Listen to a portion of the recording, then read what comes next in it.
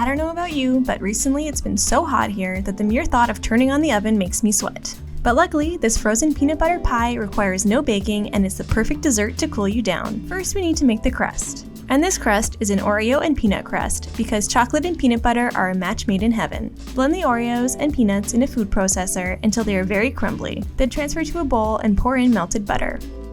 In hindsight, you could probably also just drizzle the melted butter into the food processor as it runs, but oh well. Now pour the crust into a 9-inch pie plate, preferably with a removable bottom, which will make this infinitely easier to cut after it's frozen. All you need to do here is press the crust into the bottom of the pan using any kind of flat tool. A potato masher works great. You'll also want to press it up the sides a little bit, but not all the way. Then once the crust is evenly pressed into the pan, place it in the fridge while you prepare the filling. Combine 8 ounces of cream cheese with half a cup of raw sugar. You could also use brown sugar for this, and make sure your cream cheese is soft. I'd recommend taking it out of the fridge at least 1 hour before using to make sure it's easy to mix. Then once that's really smooth, add 1 cup of creamy peanut butter as well as 2 teaspoons of vanilla extract. I feel like I say this with every recipe, but I'll say it again. If you have a stand mixer, you should definitely be using it for this. So once that's all combined, it will be very thick. Just set it aside for a bit while you make some whipped cream.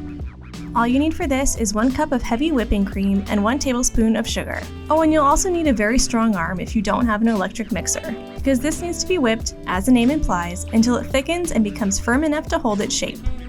Add the whipped cream gradually in 2 or 3 batches and make sure to fold rather than mix it in.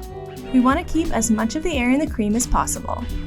Once it's all added, you can pour the batter into the prepared crust and shake it to even it out. Pop this in the freezer until firm, and you could honestly just serve it like this. But if you'd like to take it up another level, make this chocolate topping. First, microwave 1 cup of chocolate chips in 15-second intervals until nearly completely melted. Then add 2 tablespoons each of butter and heavy cream.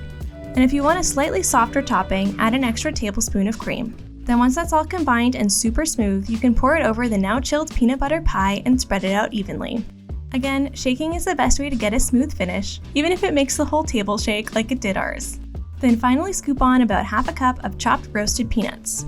Pro tip, if you can find lightly salted peanuts, use those to give the pie a nice sweet and salty balance. Then once the top is covered in peanuts, return it to the freezer until completely firm. And this is why you want to use a pan with a removable bottom. See how easy that was? Now you can use a hot knife to cut slices. And to be honest, you don't need slices this large. A small sliver goes a long way with this dessert, so make it at home and let us know how it goes. And while you're here, click on one of these other great videos and subscribe for more amazing recipes.